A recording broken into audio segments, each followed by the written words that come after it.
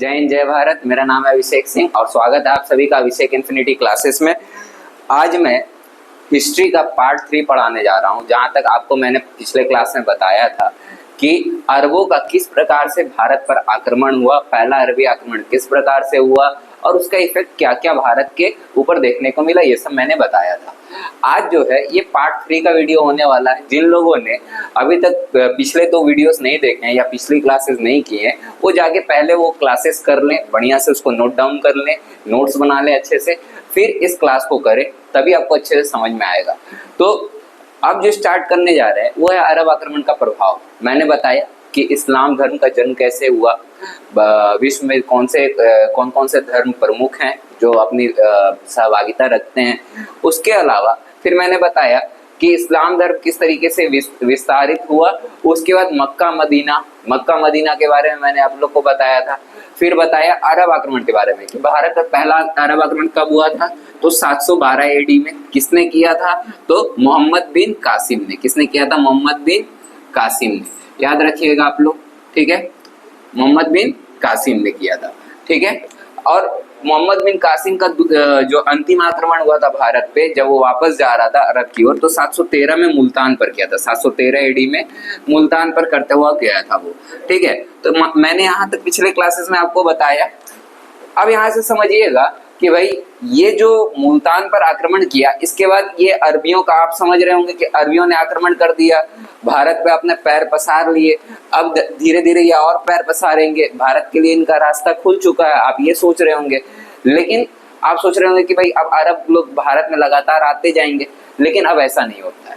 अब यहाँ पे क्या होता है कि अरबियों को आना तो चाहिए था, लेकिन अरबियों को रोकने के लिए एक संगठन बना, जो कि भारतीय संगठन था, भारतीय समुदाय का संगठन था, भारतीय राजाओं द्वारा निर्मित संगठन था। वो लोग समझ गए थे कि भाई अब विदेशी आक्रमण होना शुरू हो गया है, तो इनको रोकने के लिए एक संगठन बना था। उसका नाम था अल हकब संगठन। अल हकब संगठन, याद रखिएगा आप लोग, अल हकब संगठन, ठीक है। कौन सा संगठन बना था, तो अल हकब संगठन, याद रखिएगा आप लोग। इस संगठन का निर्माण कब हुआ था, तो 738 एडी में। कब हुआ था, 738 एडी में। अब ये संगठन किस लिए बना था, ध्यान से समझिएगा, ठीक है। इसका निर्माण कब होता है, स्थापना कब होता है, 738 एडी में। पहला अरबी आक्रमण कब हुआ था भारत पर, तो 712 एडी में, ठीक है।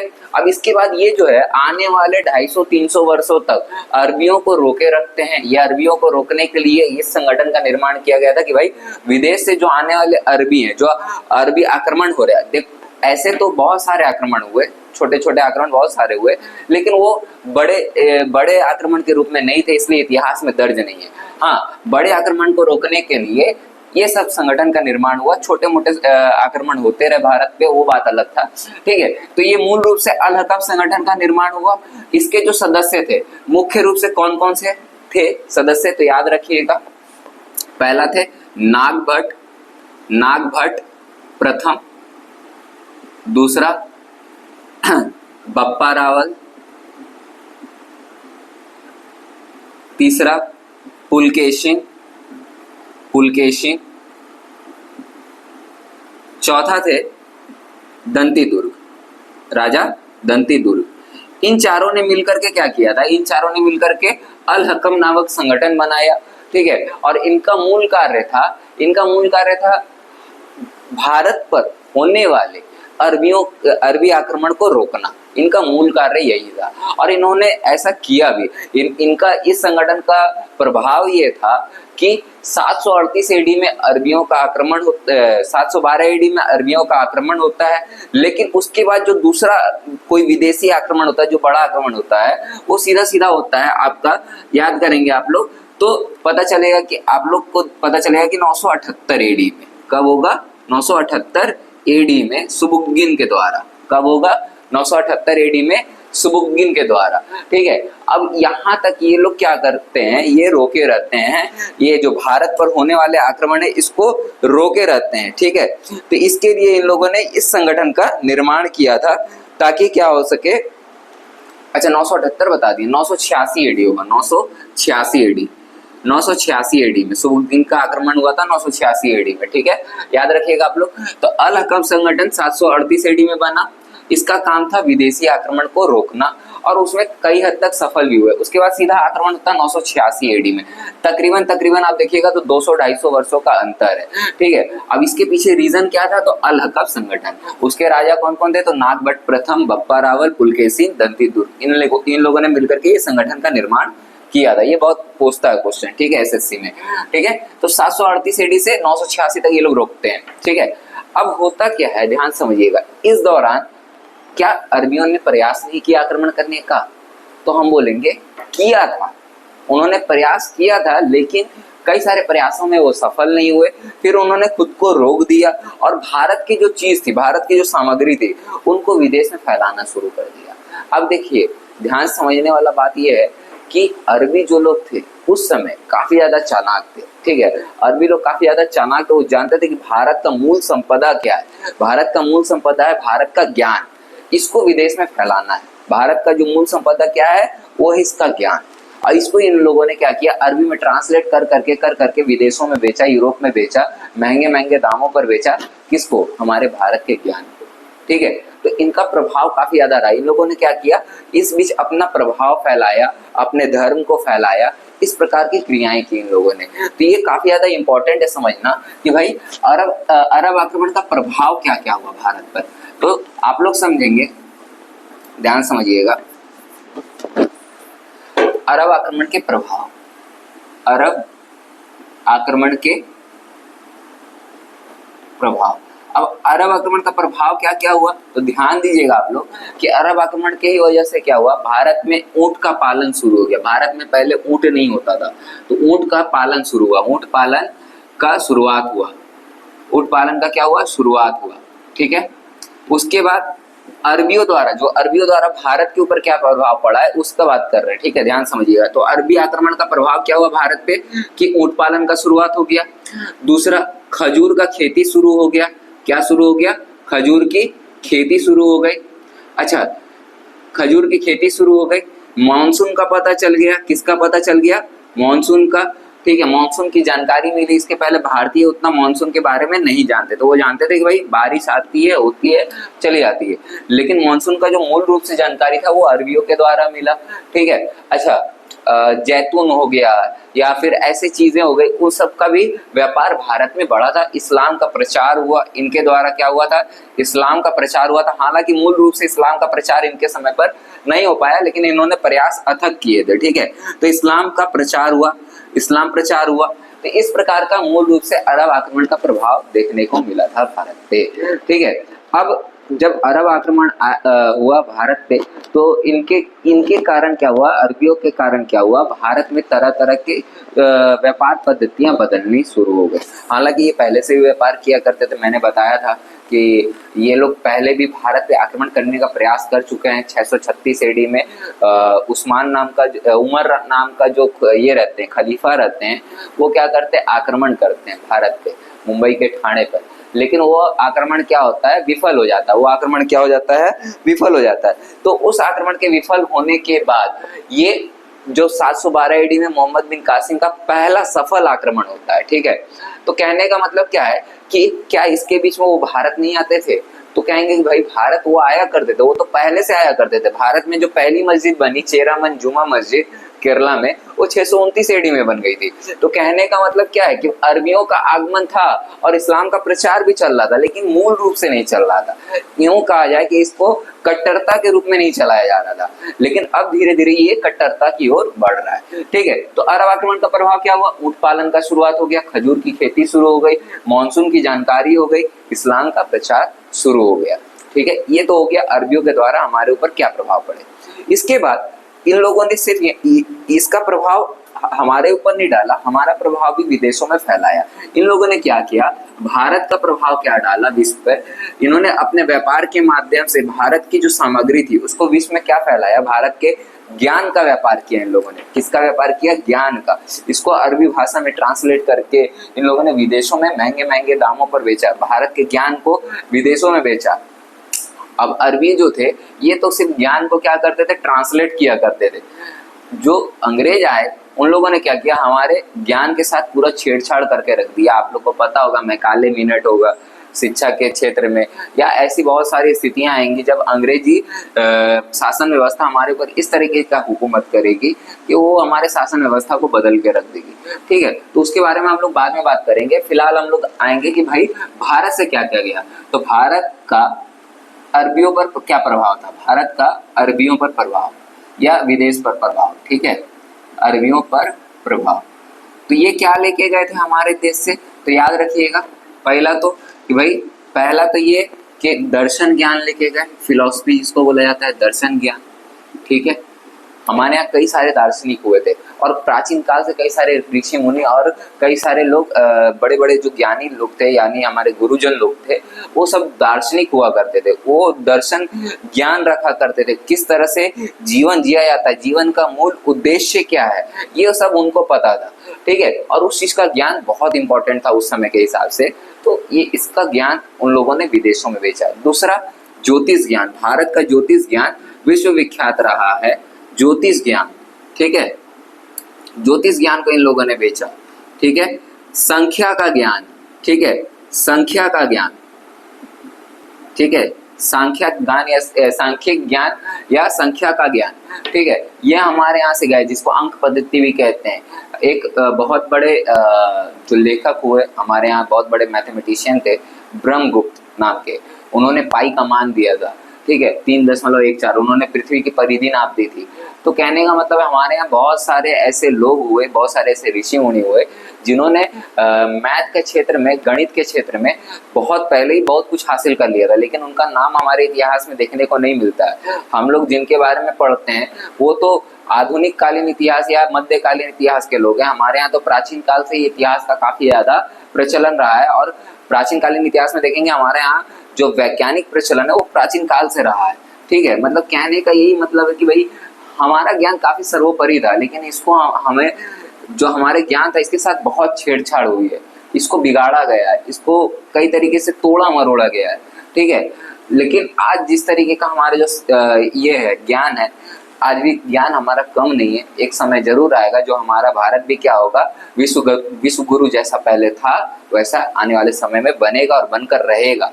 इसके लिए हम लोग अपना जी जान लगा के रहेंगे। ठीक है, तो दर्शन ज्ञान, ज्योतिष ज्ञान, संख्या का ज्ञान, इसके अलावा और क्या था तो हम लोग बात करेंगे। देखिए, दर्शन ज्ञान गया, ज्योतिष का ज्ञान गया, ज्योतिषी वगैरह जो होता था हमारे यहाँ, एस्ट्रोलॉजी इसको बोलते हैं, उसका ज्ञान गया। संख्या का ज्ञान गया क्योंकि हम लोग गणित के क्षेत्र में आगे थे। इतना ही नहीं, इसके अलावा हम लोग चिकित्सा पद्धति में भी आगे थे। तो हमारा चिकित्सा ज्ञान भी उस समय भारत से बाहर गया था। आप अगर पढ़ेंगे, हमारे पुराणों को पढ़ेंगे, वैदिक कालीन इतिहास को पढ़ेंगे, या फिर आप हमारे जो चारों वेद हैं उसको पढ़ेंगे, तो आपको ज्यादा ज्ञान होगा, पता चलेगा कि भाई नहीं, ये जो सच है, ये जो सत्यता है कि भाई अंग्रेजों ने ऐसा किया, अंग्रेजों ने वैसा किया, अंग्रेजों ने इस चीज का खोज किया, तब आपका थोड़ा सा माइंड डाइवर्ट होगा कि भाई नहीं, ये भारतीय जो इतिहास है, जो सनातन इतिहास है, उसने बहुत कुछ पहले ही इस दुनिया को दे दिया था, उसको उसके पीछे दुनिया चली और धीरे धीरे सब कुछ बदल कर रख दिया। लेकिन ये कहिए कि इसमें हमारे इतिहास में कई सारी छेड़छाड़ हुई, जिसकी वजह से ये सब जो ज्ञान है हमारे यहाँ से बाहर गया और दूसरे रूप में हमें मिला। यानी कहने का मतलब क्या है, हमारा जो चिकित्सा ज्ञान था, चीड़ फाड़ का ज्ञान था, ठीक है, ऑपरेशन का ज्ञान था, ये हमारे देश में पहले था, प्राचीन कालीन इतिहास में था, गुरुकुलों में ये सब किया जाता था। तो ये सब हमारे यहाँ से बाहर गया विदेशों में, और विदेशों में जाकर के इसे अरबियों ने जब बेचा तो यूरोपियनों ने इसमें कुछ मॉडिफिकेशन करके अपने ढंग से यहाँ पे इस पद्धति को आज के मेडिसिन के रूप में बदल दिया। लेकिन एक वक्त आएगा जब हम लोग फिर से क्या होंगे, विश्व गुरु बनेंगे, जो भारत का लोहा आज भी वैश्विक स्तर पर माना जाता है और कल को और भी अच्छे ढंग से मानेंगे। ठीक है, तो भारत का अरबियों पर प्रभाव क्या रहा कि भारत के लोगों का मूल रूप से ज्ञान लिया गया, जिसको अरबियों ने विदेश में बेचा। अब ये था अरबियों का आक्रमण और उसका प्रभाव। ठीक है, अरबियों का आक्रमण आप लोग को बता चुके हैं पहले भी। ठीक है, अब ध्यान देंगे हम लोग, अब हम लोग आएंगे इसके ऊपर कि तुर्कियों के ऊपर। ठीक है, अब यहाँ पे अरबियों का आक्रमण कुछ दिनों के लिए स्टॉप हो जाता है। अब क्या होता है, जो दूसरा विदेशी आक्रमण होता है वो तुर्कियों का होता है। किन लोगों का होता है, तुर्कियों का। हम लोग लिखेंगे तुर्क। ठीक है, तुर्क। अब ये जो तुर्की थे ये कौन लोग थे, ये तुर्की लोग शुरू में बौद्ध हुआ करते थे। ये शुरू में क्या हुआ करते थे? बौद्ध हुआ करते थे। बाद में इन्होंने इस्लाम के धर्म को मान लिया। ठीक है, ये शुरू में बौद्ध धर्म के थे, बौद्ध धर्म को काफी माना करते थे, लेकिन जब इस्लामिक लोगों का आक्रमण थोड़ा बढ़ने लगा तो इन लोगों ने अपना धर्म परिवर्तन कर लिया और इस्लाम के रूप में इस्लाम धर्म को अपना लिया। ठीक है, अब इन्हीं तुर्कियों में से एक वंश था यामिनी वंश। कौन सा वंश था? यामिनी वंश। ठीक है, याद रखिएगा आप लोग, यामिनी वंश। अब ये जो यामिनी वंश था इसे हम लोग गजनवी वंश के भी नाम से जानते हैं, गजनवी वंश। ठीक है, क्योंकि महमूद गजनवी आएगा। ठीक है, हम लोग पढ़ेंगे यामिनी वंश और गजनवी वंश। इसे या तो यामिनी वंश भी कहा जाता है, गजनवी वंश भी कहा जाता है। इसकी स्थापना 962 एडी में हुई। कब हुई थी? 962 एडी में। किसने किया था इसका स्थापना? तो याद रखिएगा, अल्पतगिन नामक व्यक्ति ने किया था। किसने किया था? अल्पतगिन ने। ठीक है, अल्पतगिन ने, याद रखिएगा इसको। यामिनी वंश ये एक तुर्की वंश था। ठीक है, अब इसकी स्थापना कब हुई? तो 962 एडी में हुई थी। किसने किया था? तो अल्पतगिन ने किया था। ठीक है, जिसे हम लोग गजनवी वंश के भी नाम से जानते हैं।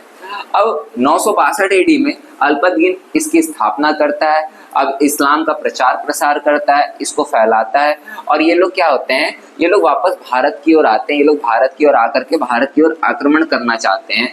ठीक है, अब जाकर के इसका जो दामाद रहता है सुबुक्तगिन, इसका दामाद रहता है कौन? सुबुक्तगिन। याद रखिएगा, ये कौन है? तो अल्पतगिन का दामाद है सुबुक्तगिन। याद रखिएगा, सुबुक्तगिन। ठीक है, ये कौन है? तो ये दामाद है। किसका दामाद है भाई? ये दामाद है किसका? अल्पतगिन का दामाद कौन है? सुबुक्तगिन। कौन है? सुबुक्तगिन। अब देखिए, सुबुक्तगिन जो होता है, सुबुक्तगिन क्या करता है? ये भारत पर आक्रमण करता है। पहला दूसरा विदेशी आक्रमण होता है। कब होता है? तो 986 ईस्वी में। कब होता है? 986 एडी में, जैसा कि मैंने आपको पहले बताया था। ठीक है, 986 एडी में सुबुक्तगिन क्या करता है? भारत पर आक्रमण करता है। और 986 में यह आक्रमण किसके खिलाफ होता है? तो याद रखिएगा, राजा जयपाल के खिलाफ में। किसके खिलाफ में? राजा जयपाल के खिलाफ में। तो याद रखिएगा, सुबुक्तगिन। ठीक है, सुबुक्तगिन वर्सेस जयपाल। कौन? सुबुक्तगिन वर्सेस जयपाल। कब आक्रमण होता है? 986 पर। कब होता है? 986 में ये भारत पर आक्रमण कर देता है। अब इस आक्रमण में क्या होता है? राजा जयपाल की हार हो जाती है और सुबुक्तगिन क्या हो जाता है? विजयी हो जाता है। इस युद्ध में क्या होता है? सुबुक्तगिन जीत जाता है और जयपाल की हार हो जाती है, जिसके बाद से भारत पर अब विदेशी आक्रमण लगातार होने शुरू हो जाते हैं। यहीं से क्या होता है? भारत पर आक्रमण, विदेशी आक्रमण जो है मूल रूप से बढ़ जाते हैं। ठीक है, और इस आक्रमण का प्रभाव ये होता है कि जो जयपाल थे, राजा जयपाल थे, ये काफी ज्यादा टूट जाते हैं, काफी ज्यादा हैरान हो जाते हैं, परेशान हो जाते हैं कि भाई ये क्या हो गया? मेरी जीत निश्चित थी, लेकिन अब क्या हो गया? ठीक है, और तुर्कियों का आक्रमण के कारण क्या होता है? भारत में विदेशी आक्रमण की जो संख्या थी वो अचानक से बहुत ज्यादा बढ़ जाती है। ठीक है, याद रखिएगा आप लोग। तो क्या हो जाता है कि ये आक्रमण बढ़ जाता है। एक बार फिर से रिपीट करेंगे कि भाई ये तुर्की कौन थे? तुर्की पहले ये बौद्ध धर्म के हुआ करते थे, बाद में इन्होंने क्या किया? इस्लाम धर्म को अपना लिया। इस्लाम धर्म को अपनाने के बाद इन्होंने क्या किया? 962 एडी में अल्पतगिन नाम का व्यक्ति था जिसने यामिनी वंश का स्थापना किया, जिसे गजनवी वंश भी कहा जाता है। इसका दामाद था सुबुक्तगिन। इसका दामाद कौन था? सुबुक्तगिन। इसने 986 में भारत पर आक्रमण किया। याद रखिएगा, ये तुर्कियों का भारत पर पहला आक्रमण था। किसका पहला आक्रमण था? तुर्कियों का, क्योंकि इसके पहले जो आक्रमण हुआ था वो सब अरबियों का आक्रमण था। ये पहला तुर्की आक्रमण था और पहला तुर्की आक्रमण करने वाला, भारत पर पहला तुर्की आक्रमण करने वाला व्यक्ति कौन था? तो याद रखिएगा, सुबुक्तगिन था। कौन था? सुबुक्तगिन। सुबुक्तगिन पहला व्यक्ति है जिसने तुर्कियों की ओर से भारत पर पहला आक्रमण किया। याद रखिएगा, ठीक है। और सुबुक्तगिन का शासनकाल भी याद रखिएगा, 977 एडी से लेकर के 977 एडी से लेकर के 997 एडी तक। याद रखिएगा, कब तक है? 997 एडी तक ये इसका शासनकाल रहा है। ठीक है, तो सुबुक्तगिन किसके खिलाफ आक्रमण करता है? तो याद रखिएगा, राजा जयपाल के खिलाफ। किसके खिलाफ करता है? राजा जयपाल के खिलाफ। अब इसके बाद सुबुक्तगिन का पुत्र होता है महमूद गजनवी। इसका पुत्र कौन है? याद रखिएगा, इसका पुत्र है महमूद गजनवी। अब इसके बारे में आपने सुना होगा, कहीं ना कहीं पढ़ा होगा, ठीक है, कहीं ना कहीं तो कुछ ना कुछ तो जाना होगा। ठीक है, महमूद गजनवी बड़ा खतरनाक व्यक्ति था। ठीक है, खतरनाक क्या कहा जाए, क्योंकि हमारे यहाँ भारत में पहला बात तो एकता था नहीं। हमारे यहाँ अगर एकता होती, ठीक है, तो हम लोग शायद इन सब आक्रमणों से मिलजुल करके इसका सामना कर लेते। क्या हमारे यहाँ भारत में वीरों की कमी थी? तो बोलेंगे नहीं। हमारे यहाँ महाराणा प्रताप हुए, ठीक है, हमारे यहाँ बप्पा रावल जैसे लोग हुए, दंती दुर्ग जैसे महाराजा हुए, तो कई सारे राजा महाराजा हुए जो काफी ज्यादा शूरवीर थे। लेकिन हमारे यहाँ एक कमी था, तो वो था कमी सिर्फ और सिर्फ एकता का, एक संगठन में एक छत्र छाया में काम करने का। इसके वजह से ही अरबी लोग जो थे या विदेशी लोग जो थे हमारे ऊपर सफल आक्रमण कर पाए, वरना हमारा देश क्या होता, कभी किसी का गुलाम बना ही नहीं होता। लेकिन ये बात हमें बहुत बाद में समझ में आई। ठीक है, जब समझ लीजिए कि पानी सर के ऊपर जा चुका था, तब बात समझ में आई हमें। इस कारण हमें बहुत सारे विदेशी आक्रमण देखने को मिले। ठीक है, तो एक बार फिर से रिपीट करेंगे। अल्पतगिन दामाद था, किस अल्पतगिन का दामाद कौन था? सुबुक्तगिन। इसने भारत पर पहला तुर्की आक्रमण किया, और ये सफल आक्रमण था। ठीक है, इसके बाद इसका पुत्र महमूद गजनवी आता है। ठीक है, इसका शासन कब से कब तक रहता है? तो याद रखिएगा 998 एडी से लेकर के 1030 एडी तक। ठीक है, ये इसका शासन काल रहता है। ठीक है, 1030 एडी तक। ठीक है, ये इसका शासन काल रहता है महमूद गजनवी का। ठीक है, यहाँ तक बात क्लियर है? ठीक है, अब हम लोग बढ़ते हैं महमूद गजनवी की ओर। ठीक है,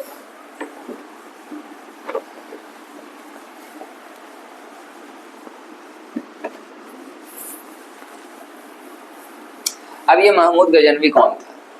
महमूद गजनवी था, पहला बात तो जान लेंगे, महमूद गजनवी, ठीक है, महमूद गजनवी जो था, ठीक है, जिसे गजनी भी कहा जाता है, महमूद गजनी, ठीक है, मोहम्मद गजनी। ठीक है, तो ये जो था सुबुक्तगिन का पुत्र था। ये किसका पुत्र था? सुबुक्तगिन का पुत्र था। इसका शासनकाल रहता है 998 एडी से लेकर के 1030 एडी तक। कब तक रहता है? 998 एडी से लेकर के 1030 एडी तक। इतना बात क्लियर है? अब इसे खतरनाक क्यों बोला जाता है? क्योंकि इसने भारत पर 17 बार आक्रमण किए। 17 बार। कितनी बार आक्रमण किया? 17 बार भारत पर आक्रमण किया। कितनी बार आक्रमण किया है? 17 बार भारत पर आक्रमण किया है। याद रखिएगा, 17 अलग अलग जगहों पर इसने 17 आक्रमण किए। भारत पर कितने आक्रमण किए? कुल 17 आक्रमण किए, याद रखिएगा। ठीक है, और इसमें इसने भयंकर लूट मचाया है, बहुत भयंकर लूट मचाया। इसका अगर बात करें कि इसका ऐसा कहा जाता है कि ये एक क्रूर शासक तो था ही। ठीक है, ये अपने लोगों के लिए थोड़ा रहमदिल था, लेकिन दूसरों के लिए रहमदिल बिल्कुल भी नहीं था। ये दूसरों के लिए रहमदिल बिल्कुल भी नहीं था। इसमें ये इसी कारण से खलीफाओं का चहेता था, क्योंकि इसके मन में शुरू से ही क्या था कि भाई मुझे क्या करना है। जो ज्यादातर खलीफाओं का उद्देश्य रहता था, मुझे धन की लूट करनी है। मुझे क्या करनी है? धन की लूट करनी है। दूसरा इसके मन में रहता था कि भाई मुझे इस्लाम का भयंकर प्रचार करना। इसी के समय में इस्लाम धर्म काफी ज्यादा विस्तृत रूप से फैलना शुरू हो गया। ठीक है, तो इस्लाम का प्रचार करना, ठीक है, ये इसका मुख्य उद्देश्य रहता था। ये क्या रहता था? मुख्य उद्देश्य रहता था। याद रखिएगा आप लोग कि इसका उद्देश्य क्या था? तो धन की लूट करो, भयंकर लूट करो। और ये धन की लूट करने का एकदम लालची व्यक्ति था। भारत पर जितना भी लूट किया, जितना भी आक्रमण किया, सब लूट के इरादे से किया था। ठीक है, कहीं ना कहीं से भी पैसा मिल जाए, इसके ही इरादे से किया था। और दूसरा था कि इस्लाम का प्रचार कर दो। सभी जगह मूर्तियों को तोड़ देता था, मंदिरों को तोड़ देता था। इसलिए इसको कई सारी उपाधियां भी मिली थी। याद रखिएगा, इसे कई सारी उपाधि भी मिली थी। पहला तो इसे कि जो खलीफा थे,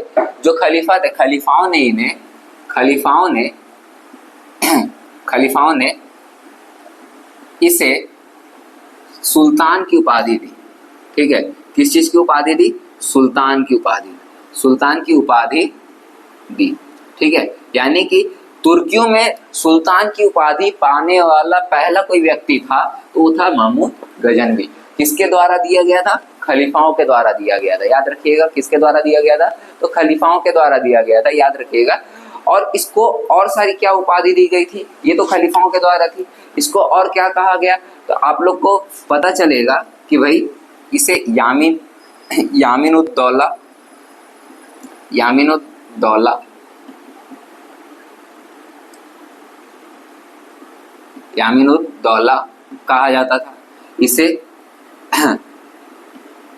यामीन उल मिल्ला, यामीन उल मिल्ला कहा जाता था। ठीक है, इसके अलावा इसे मूर्ति भंजक कहा जाता था। इसे क्या कहा जाता था? मूर्ति भंजक कहा जाता था।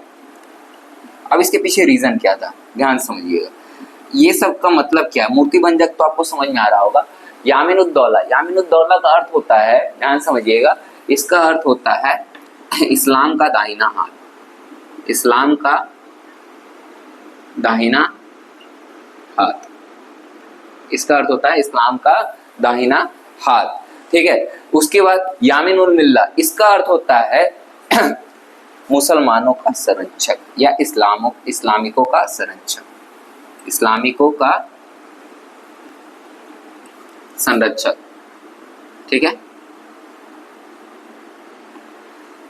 इसके अलावा मूर्ति भंजक, इसे मूर्ति भंजक भी कहा जाता था। अब इसके पीछे रीजन समझिएगा। खलीफाओं ने इसे सुल्तान की उपाधि दी क्योंकि ये क्रूर शासक था, जो मूल उद्देश्य खलीफाओं का था वही मूल उद्देश्य लेकर के महमूद गजनवी चला था, इसलिए इसे सुल्तान की उपाधि दी गई क्योंकि ये खलीफाओं का बहुत ज्यादा प्यारा होने लगा था। ठीक है, इसके अलावा इसे यामीन उद दौला कहा गया क्योंकि ये इस्लाम का दाहिना हाथ बन गया था। इसने इस्लामिकों का काफी ज्यादा मदद किया था क्योंकि ये इस्लामिकों के लिए काफी ज्यादा प्रिय था। ठीक है, उसके बाद यामीन उल मिल्ला, ठीक है, इसको यामीन उल मिल्ला की उपाधि दी गई। ठीक है, क्यों यामीन उल मिल्ला की उपाधि दी गई? इसे इस्लामिकों का संरक्षक कहा। इसने कहा कि भाई मैं उन लोगों का खात्मा कर रहा हूँ, मैं उन लोगों को मारता हूँ या उन लोगों के ऊपर आक्रमण करता हूँ जो इस्लाम के लिए खतरा है या मुसलमान है, मुसलमानों के लिए खतरा है। ठीक है, तो वैसे लोगों पर ये आक्रमण किया करता था, ऐसे लोगों को ये परेशान किया करता था, मारता था और कहता था कि भाई ये इस्लाम के लिए खतरा है, इसलिए मैंने इनके ऊपर आक्रमण किया। तीसरा, इसे मूर्ति भंजक कहा जाता था। मूर्ति भंजक क्यों भाई? तो ये जहां भी आक्रमण करता था अधिकतर मंदिरों के ही ऊपर आक्रमण किया करता था। आगे चलकर के ये ऐसा होता है कि भाई ये राजाओं से कम आक्रमण करता है, राजाओं के ऊपर कम आक्रमण करता है, राजाओं से कम लड़ाई करता है, कम युद्ध करता है, लेकिन मूर्तियों के ऊपर में, मंदिरों के ऊपर में, बड़े बड़े मंदिरों के ऊपर में जाकर के आक्रमण करता है। जैसे कन्नौज हो गया, मथुरा हो गया, ठीक है, इन सब जगहों पर आक्रमण करता है। ठीक है, जहां भी जाता है यहाँ से भयंकर लूट करता है, इसलिए इसे मूर्ति भंजक कहा जाता है। ये मूर्तियों को तोड़वा देता था, ये मूर्तियों को क्या करता था? तोड़वा देता था। 1008 में वज्रेश्वरी मंदिर पर इसने आक्रमण करवाया था और उसी आक्रमण के तहत इसे बहुत सारा सोना मिला था, बहुत सारा धन मिला था मूर्ति के नीचे से, जो चढ़ावा का पैसा होता था मूर्ति के नीचे से, या जिसे गर्भगृह कहा जाता है किसी भी मंदिर का, उसके भीतर से इसे काफी ज्यादा पैसा धन मिला था। इसके वजह से इसने लालच में आकर के जितने भी मंदिर थे, जितने भी जगह चढ़ावा चढ़ाए जाते थे, बड़े बड़े मंदिर थे, सबको इसने तोड़वा दिया। और ये तोड़वाता कैसे था मंदिर? ये पूरा मंदिर नहीं तोड़वाता था, ये ऊपर का जो हमारा जो ट्रायंगुलर शेप होता है, जिसे शंकुनुमा जो जगह कहते हैं हमारा, उसे तोड़वा देता था, जो कि मंदिर का मूल ये होता है, क्या बोलते हैं, मंदिर का मूल रूप से स्ट्रक्चर होता है, उसको तोड़वा देता था। उसके बाद मूर्तियों को भी तोड़वा देता था, क्योंकि कई सारी मूर्तियां ऐसी होती थी कि भाई हमारे यहाँ कई सारी मूर्तियां सोने की, चांदी की मूर्तियां भी हुआ करती थी, उठा करके लेके चला जाता था ये। ठीक है, कई जगह मूर्ति के नीचे में गर्भगृह में पैसे रखे जाते थे, सोने चांदी के हीरे जवाहरात रखे जाते थे, कई सारे कीमती वस्तुएं चढ़ाई जाती थी, उन सबको ये उठा करके लेके चल जाता था। ठीक है, तो ये बहुत ज्यादा, मतलब ऐसा कहा जाए कि हिंदुओं के लिए काफी ज्यादा ये क्रूर शासक था। ठीक है, अब इसके जो आक्रमण थे, अब हम लोग पढ़ेंगे आक्रमण। ये इसका मूल रूप से इसकी उपाधियां थी। ठीक है, इसका उद्देश्य तो आप लोग जान ही गए कि भाई मूल रूप से ये लूट करने ही आया था। ठीक है, ये मूल रूप से क्या आया था? लूट करने। और मैं ये कहता हूँ कि विदेशी जितने भी आए भारत पर, जितने भी विदेशी लोग आक्रमण करने आए, सबके सब भिखारी थे, सबके सब क्या थे? भिखारी थे। इनको सिर्फ भारत से जो भी मिल सकता था वो लूट करके लेके जाना चाहते थे, क्योंकि खुद तो कमा नहीं सकते थे, खुद तो बना नहीं सकते थे, जो भी भारत के पास था उठा करके लेके गए, लूट किए। लूट वही करता है भाई जिसके पास कुछ होता नहीं है, तो लूटने के लिए ही तो आए थे ये लोग, भिखारी नहीं थे तो आप क्या थे? ठीक है, ये लोग भारत में जितना भी आए लूट करके गए भाई, सब के सब भिखारी थे। ठीक है, जितने भी विदेशी आक्रमण हुए, हाँ कुछ राजा ऐसे भी हुए जो पूजनीय है, ठीक है, कुछ राजा ऐसे भी हुए जो जिनका इरादा लूट करने का नहीं था, भारत के लोगों को सहायता देने का था, तो ऐसे राजा काफी ज्यादा बेहतर है। लेकिन कई सारे लोग ऐसे थे जो कई सारे क्या मोस्ट ऑफ द 95% लोग ऐसे ही थे जिनका उद्देश्य था कि भाई भारत को लूट लो, कैसे भी इन लोगों को चूस लो, जो भी हो सके, जितना भी हो सके इन लोगों से निकलवा लो, ठीक है, लेकर के चले जाओ, ठीक है। इसमें सबसे बड़ा काम किया था अंग्रेजों ने। अंग्रेजों का मतलब जितना बोले या कम है। उन्होंने लूटा भी, अत्याचार भी किया, हमें परेशान भी किया, हमारे लोगों के ऊपर ऐसे ऐसे अत्याचार किए हैं जिसके बारे में अगर बात कहने जाए तो रोंगटे खड़े हो जाते हैं लोगों के। ऐसी ऐसी हरकतें उन्होंने की है। तो वो जब मैं आप लोगों को इतिहास पढ़ाऊंगा, जब आगे बढ़ेंगे अंग्रेजों के इतिहास की ओर, तो और ज्यादा डीप में बताऊंगा। लेकिन इतना समझ के चलिए, ये कोई पूजनीय इंसान नहीं है। ये लोग जितने भी अरबी आक्रमण हुए, तुर्की आक्रमण हुए, इनका इरादा नेक नहीं था। इनका इरादा कहीं से भी नेक देखने को नहीं मिलता है। इनका इरादा यही था कि भाई हमें क्या करना है, हमें जितना से ज्यादा हो सकता है लूट करना है, लूट करके लेकर के जाना है, भारत से लूट करना है और जो हो सकता है लेकर के चल जाना है। अरे ये लोग तो ऐसे थे कि भाई थरिया लोटा जो मिल जाए वो उठा के लेके चल जाए, ऐसे ऐसे लोग थे, ठीक है। क्या ही बोला जा सकता है। तो देखिए, आएंगे महमूद गजनवी के आक्रमण, मुख्य मुख्य आक्रमण पढ़ेंगे, सारा आक्रमण पढ़ने का जरूरत नहीं है। तो देखिए, इसका पहला जो आक्रमण था, पहला आक्रमण ध्यान समझिएगा, पहला आक्रमण कब हुआ था तो याद रखिएगा। पहला आक्रमण 1001 ईस्वी में वहिंद पर। कहाँ हुआ था? वहिंद पर, ठीक है। अब यहाँ का राजा कौन था ध्यान समझिएगा। यहाँ का राजा था राजा जयपाल। कौन थे? राजा जयपाल।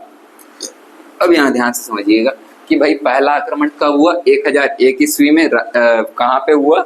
वहिंद में। यहाँ का राजा कौन थे? जयपाल। जयपाल याद है, जो सुबुक्तगिन ने जब आक्रमण किया था भारत पर, जो पहला तुर्की आक्रमण था जब सुबुक्तगिन ने किया था 986 ईस्वी में, तब भी राजा कौन थे? जयपाल। और दूसरी बार जब आक्रमण किया महमूद गजनवी ने, तो ये पहला जो महमूद गजनवी का पहला आक्रमण था 1001 ईस्वी में, वो किसके खिलाफ था? जयपाल के खिलाफ। किसके खिलाफ था?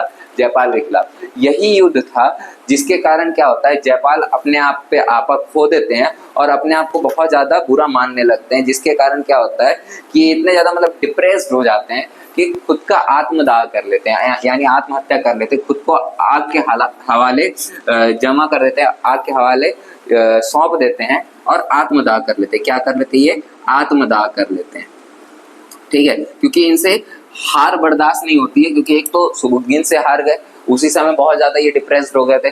लेकिन जब दूसरी बार जब गजनवी से ये हार गए तो इन्होंने जीवन जीने की उम्मीद को छोड़ दिया, इन्होंने अपना आत्मदाह कर लिया और अपना जीवन को नष्ट कर लिया, ठीक है। लेकिन ऐसा बात नहीं कि यहीं पे ये खत्म हो गया। 1001 ईस्वी में जब वहिंद पर आक्रमण हुआ, जयपाल जब चले गए, तो इसके बाद बहुत सारे राजा ऐसे भी हुए जो भारत पे होने वाले आक्रमण के खिलाफ, यानी तुर्कियों का जो आक्रमण होता है भारत पे, उसके खिलाफ लड़ते रहे, अपने संघर्ष को जारी रखा। महमूद गजनवी के खिलाफ अपने संघर्ष को जारी रखा।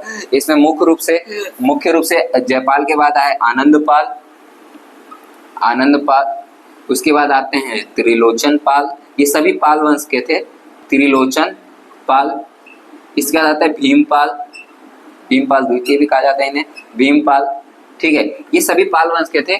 इन्होंने आत्महत्या कर लिया जब ये चले गए। तो इसके बाद इन तीनों ने संघर्ष जारी रखा। किसके खिलाफ संघर्ष जारी रखा? तो तुर्कियों के खिलाफ संघर्ष जारी रखा और गजनवी के खिलाफ संघर्ष जारी रखा। ये लोग लड़ते रहे थे। बाद में जब राजा जयपाल आत्मदाह कर लेते हैं, उसके बाद भी ये आक्रमण के खिलाफ में लड़ते रहते हैं। तो पहला आक्रमण कब हुआ? 1001 ईस्वी में। कहाँ हुआ? वहिंद पे। ये बहुत इंपॉर्टेंट क्वेश्चन बनता है यहाँ से कि भाई महमूद गजनवी का पहला आक्रमण कब हुआ था? 1001 में। कहाँ हुआ था? वहिंद पे। कौन राजा थे? तो राजा जयपाल। राजा जयपाल ने क्या कर लिया था? तो खुदकुशी कर लिया था, आत्मदाह कर लिया था, खुद को आग के हवाले कर लिया था, ठीक है। ये यहाँ तक आप लोग को समझ में आया क्या? यहाँ तक ये आप लोग को समझ में आया? भाई 1001 ईस्वी में वहिंद का आक्रमण, वहिंद पर आक्रमण, उसके राजा जयपाल का आत्मदाह और बाकी जो पाल वंश के लोग थे, बाकी पाल वंश के राजाओं का संघर्ष जारी रखना, यह था पहला आक्रमण। दूसरा आक्रमण जो हुआ था, इसने किया था, दूसरा आक्रमण किया था 1005 ईस्वी में मुल्तान पे। 1005 ईस्वी में कहाँ आक्रमण किया था? मुल्तान पे। इसके बाद कहाँ आता है? मुल्तान पर, ठीक है। मुल्तान पर इसने आक्रमण किया। मुल्तान पर आक्रमण करने के बाद इसके बाद जो यहाँ पे आक्रमण क्यों किया मुल्तान पे? तो इसके पीछे रीजन था आप आइए शिया वंश को समझिए। मैंने आपको बताया था सुन्नी और शिया, इस्लामिकों के बीच में शुरू से ही ये डिबेट चलता रहा है, ये हमेशा डिबेट का विषय रहा है या झगड़े का विषय रहा है, शिया सुन्नी कौन ग्रेट है, ठीक है। तो इसका बात हम लोग नहीं करेंगे, लेकिन जो महमूद गजनवी था ये था सुन्नी वंश का, और इसने क्या किया, मुल्तान पर आक्रमण किया 1005 ईस्वी में इन शिया लोगों का खात्मा करने के लिए। किसका खात्मा करने के लिए? शिया लोगों का। ये जो शिया लोग थे उस समय यहाँ पे एक ऐसे शिया जो थे मुसलमान दाऊद, शिया मुसलमान थे दाऊद, यानी राजा कौन था? एकमात्र मुल्तान का राजा कौन था? दाऊद, ठीक है। राजा कौन था? शिया का, मुल्तान का राजा कौन था? दाऊद। इसको मारने के लिए गजनवी ने इस पे आक्रमण किया। ये जितने भी आक्रमण है सबके सब सफल आक्रमण है, इसमें गजनवी का जीत हुआ है, ठीक है। तो गजनवी ने क्या किया था, 1005 ईस्वी में मुल्तान पर दाऊद को मारने के लिए, जो कि एक शिया मुसलमान था, इसको मारने के लिए आक्रमण किया, ठीक है। और इस पे विजय पा करके ये फिर से वापस भारत की ओर घूम जाता है। आपको मुल्तान समझ में आ रहा होगा, मैंने आपको लास्ट क्लास में बताया था भारत का डायग्राम हल्का सा समझा के कि भाई मुल्तान जो था ये अभी का पाकिस्तान का क्षेत्र में आता है, इस ओर, यहीं पे सिंध प्रदेश भी हुआ करता है, ठीक है। तो इस ओर में आया करता था, इस ओर में मुल्तान पर आक्रमण करके दाऊद को हराया था। इसके बाद क्या है, 1008 ईस्वी में, ध्यान समझिएगा, 1008 ईस्वी में इसने नगरकोट पर आक्रमण किया। कहाँ आक्रमण किया? नगरकोट पर। नगरकोट पर आक्रमण, अब ये था वज्रेश्वरी मंदिर पर आक्रमण। नगरकोट पर आक्रमण जो था ये कहाँ? नगरकोट के वज्रेश्वरी मंदिर पर आक्रमण था, ठीक है। अब यहाँ पे इरादा क्या था इसका? तो इरादा था, हम लोग जानेंगे कि भाई धन की लूट करना, ठीक है, वज्रेश्वरी मंदिर पर, वज्रेश्वरी नामक स्थान में, वज्रेश्वरी मंदिर पर। अब ध्यान से समझिएगा, ये एक इंपॉर्टेंट फेज है। 1008 ईस्वी में क्या करता है महमूद गजनवी?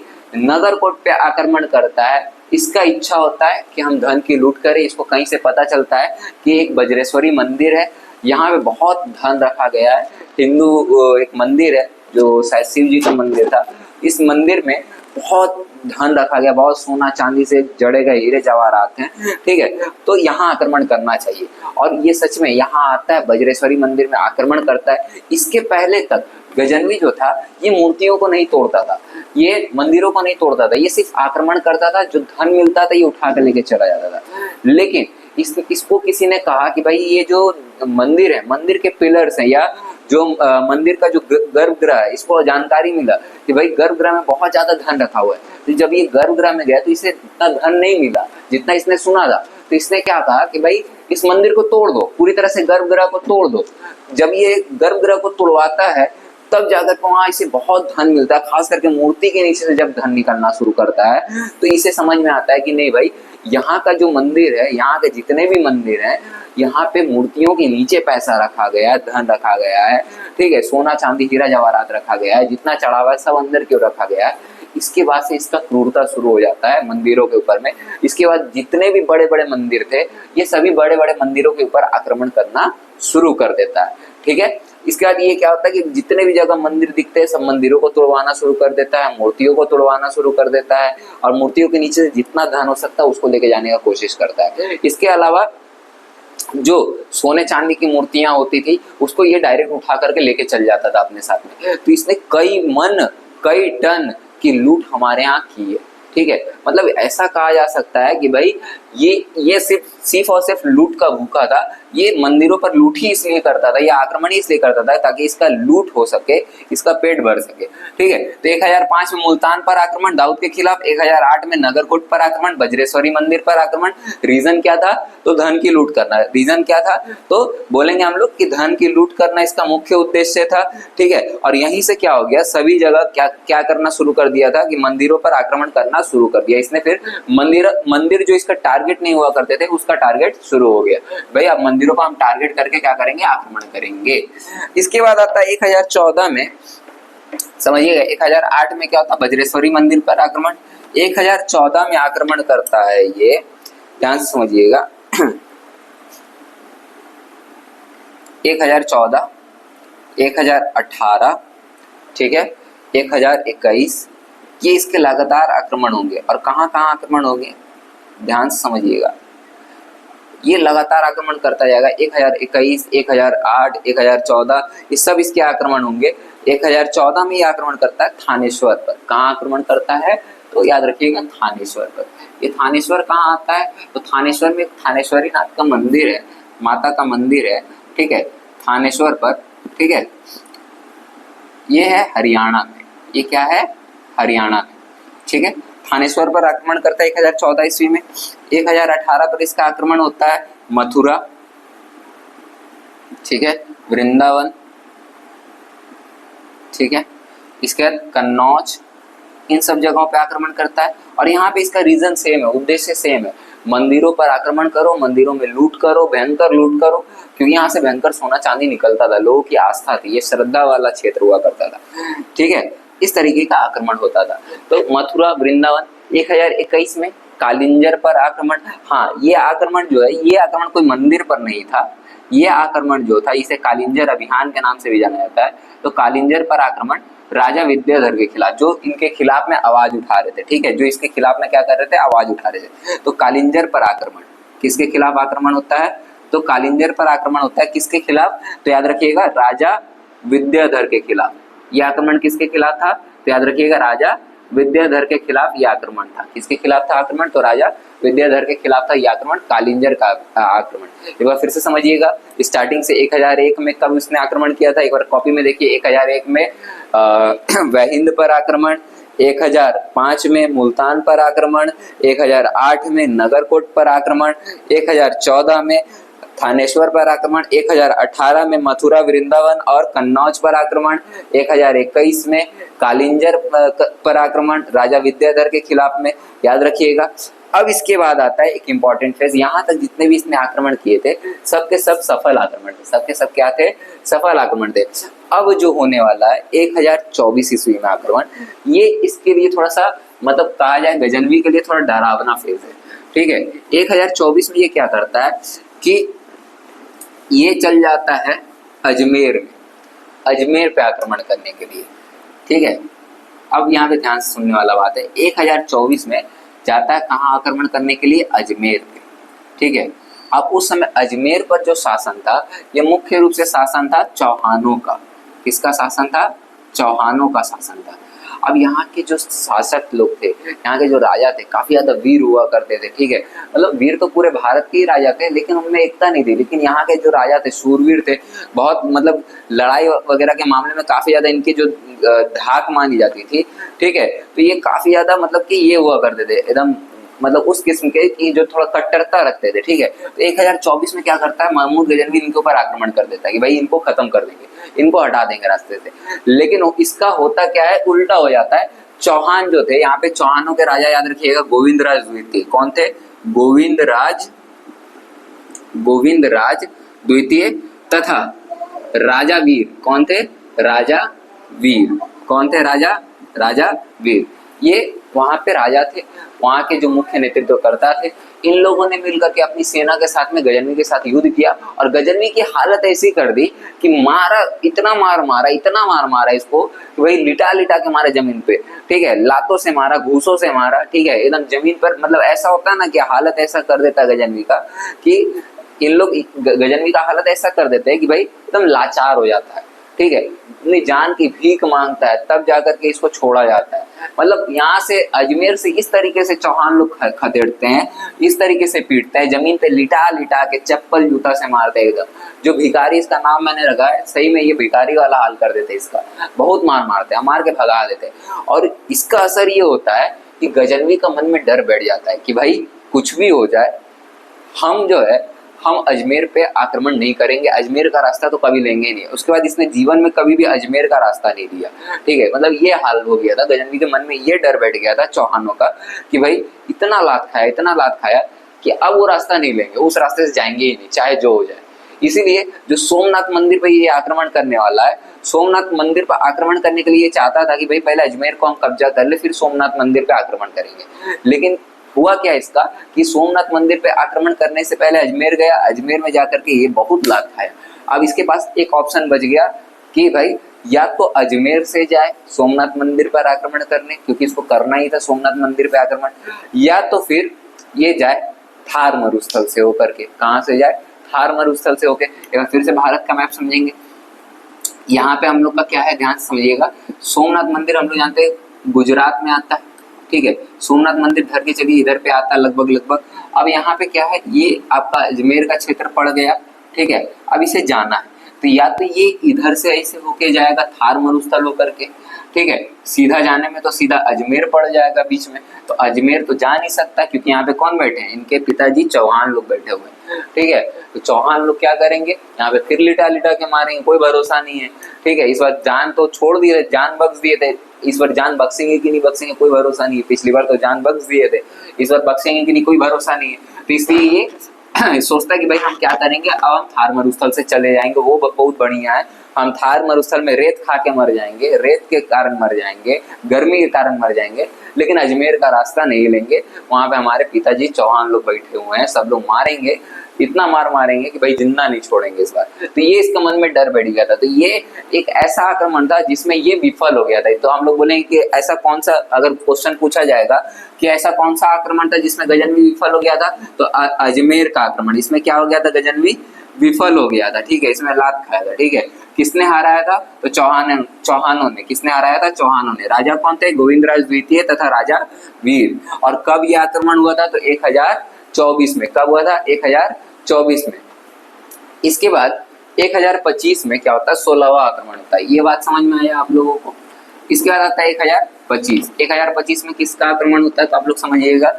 1025 में ये क्या करता है, 1025 ईस्वी में गुजरात पे आक्रमण करता है। कहाँ आक्रमण करता है, गुजरात पे। अब गुजरात आप लोग समझ रहे होंगे, अभी समझाए।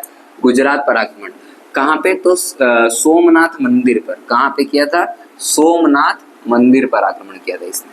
कहाँ आक्रमण किया था, सोमनाथ मंदिर पे। कब आक्रमण किया है, तो याद रखिएगा 1025 ईस्वी में। कब किया था इसने, 1025 ईस्वी में।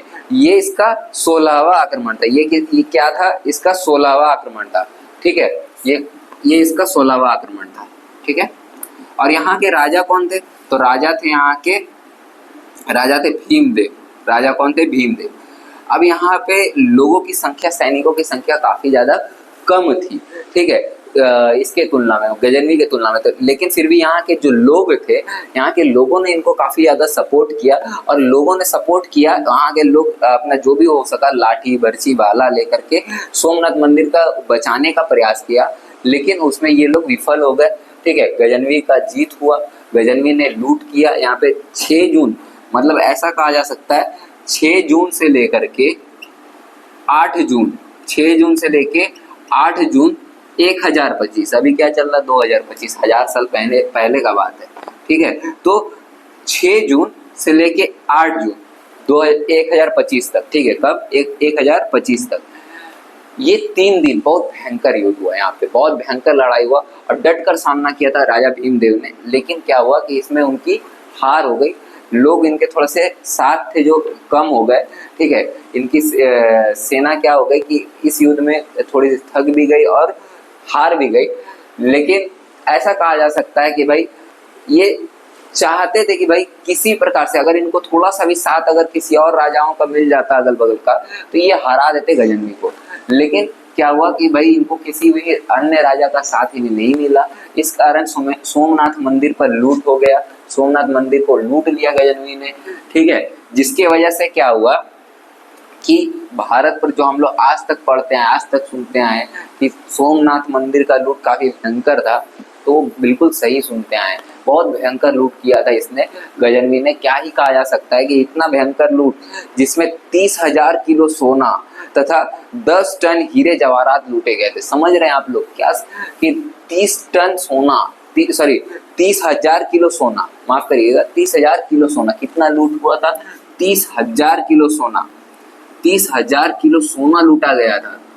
30,000 किलो सोना, समझ रहे, सोने की सिल्लियां लूटी गई थी, ठीक है। 10 टन हीरे जवाहरात लूटे गए थे। 10 टन हीरे जवाहरात थे, ठीक है। हीरे जवाहरात को लूटा गया था। मतलब इतना भयंकर यहाँ पे लूट मचाया था, ठीक है। किसने, गजनवी ने, ठीक है। सोमनाथ मंदिर से, सिर्फ सोमनाथ मंदिर से। समझ सकते हैं कि कितना भयंकर वहाँ का हाल रहा होगा, कि किस प्रकार से वहाँ पे लूट मचा होगा, ठीक है। एकदम मतलब दरिंदे की तरह लूट करके लेके गए थे ये लोग, ठीक है। तो इतना भयंकर लूट देख करके लोगों के भीतर में, भारतीय राजाओं के भीतर में थोड़ा डर का माहौल बन गया कि भाई गजनवी बहुत खतरनाक व्यक्ति है, इससे उलझना नहीं है। लेकिन गजनवी के ऊपर में एक चीज का देखिए, अब यहाँ पे समझिए, गजनवी से भारतीय राजा डर रहे थे, लेकिन कुछ राजा से गजनवी डर रहा था, और आपको अच्छी तरह से पता वो राजा कौन थे, समझ में आया। तो इस कारण से इसने कभी भी वो रास्ता लिया ही नहीं, अजमेर नाम का रास्ता लिया ही नहीं। लेकिन हालांकि ये भयंकर लूट हुआ, इसके बाद ये जाते जाते ये वापस जाता है 1027 में, वापस जाता है गौर प्रदेश गजनवी की ओर, अफगानिस्तान की ओर वापस जाता है, ठीक है। और वापस इसलिए जाता है क्योंकि ये इन लोगों का जो मेन हब था वो मुल्तान से आगे की ओर हब था, जो कि अफगानिस्तान की ओर पड़ता था, ठीक है। तो ये वहां जाने लगा। अब जाते हुए इसने 1027 में, ये इसका अंतिम आक्रमण था, 1027 में बदले की भावना से इसने जाटों के ऊपर आक्रमण किया। किसके ऊपर आक्रमण किया? जाटों के ऊपर। क्योंकि जब ये पहला युद्ध मतलब हारा था, चौहानों के खिलाफ हारा था, तो वो आक्रमण जो था उसमें जाटों ने इनका साथ दिया था। किसका साथ दिया था? चौहानों का, ठीक है। तो जाटों के खिलाफ बदले की भावना से आक्रमण किया। तो ये भी काफी ज्यादा पूछा जाता है कि भाई महमूद गजनवी का अंतिम आक्रमण कब और किसके खिलाफ हुआ था? तो 1027 ईस्वी में हुआ था।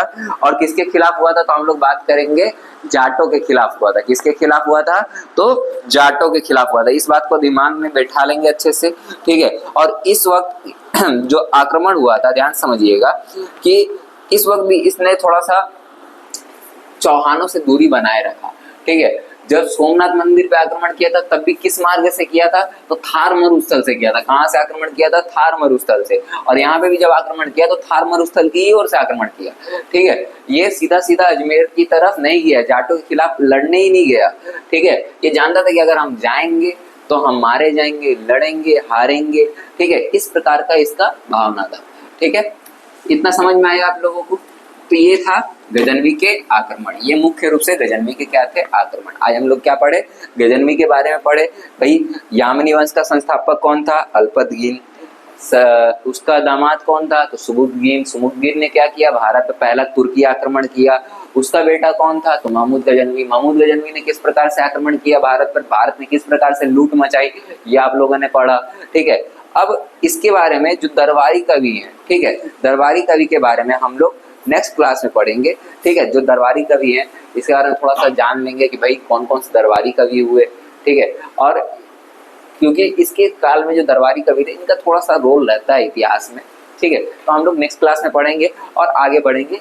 जैसे जैसे हमारा इतिहास आगे बढ़ता जाएगा, भारत के बारे में हम लोग जानते जाएंगे, ठीक है।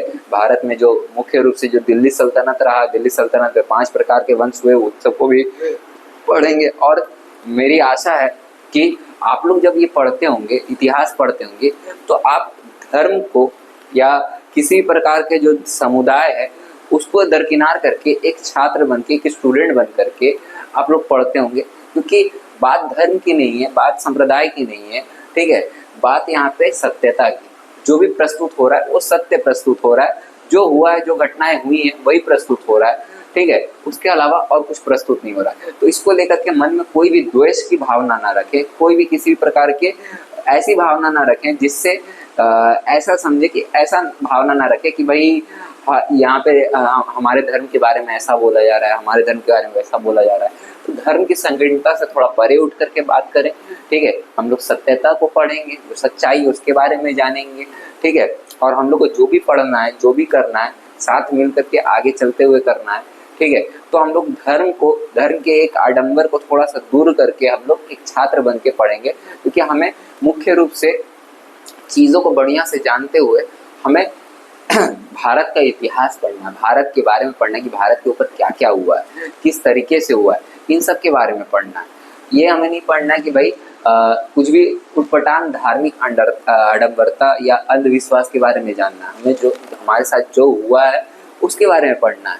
आज जो हमारा देश है, हमारा देश इक्वल रूप से चल रहा है। वो किसी भी जाति, किसी भी धर्म के संकीर्णता के कारण नहीं चल रहा। वो सभी जाति, सभी धर्म, सभी वर्ग के लोगों की वजह से चल रहा है। तो आज के डेट के ऊपर में ये इम्प्लीकेबल नहीं होता, ये सभी लोगों के ऊपर में इम्प्लीकेबल नहीं होता कि आज अगर हम इस जाति या इस धर्म के बारे में बोलें तो उसके ऊपर में इस संकीर्णता को छोड़ करके ही पढ़ाई करिएगा, ठीक है। ये किसी विशेष धर्म के बारे में नहीं पढ़ाया जा रहा है, ये पढ़ाया जा रहा है भारत के इतिहास के बारे में, और जो कि आपके कॉम्पिटिटिव एग्जाम्स के लिए बहुत ज़्यादा इंपॉर्टेंट होने वाला है। ठीक है, अभी तक मैंने जो पढ़ाया है वो सब एसएससी के एग्जाम्स के लिए बहुत ज़्यादा इंपॉर्टेंट है, और जो मैं आगे पढ़ाऊँगा वो और भी मोस्ट इम्पॉर्टेंट होगा। ठीक है, तो मैं आशा करता हूँ कि आप लोग मेरा इसमें साथ देंगे, आप लोग भी इस धर्म की संकीर्णता को छोड़ करके सत्य घटनाओं के बारे में पढ़ेंगे। ठीक है, जानकारी लेंगे और अपने एग्जाम्स की बेटर तैयारी करेंगे। ठीक है, तो आज के लिए मैं इतना ही रखना चाहूँगा। सेवा।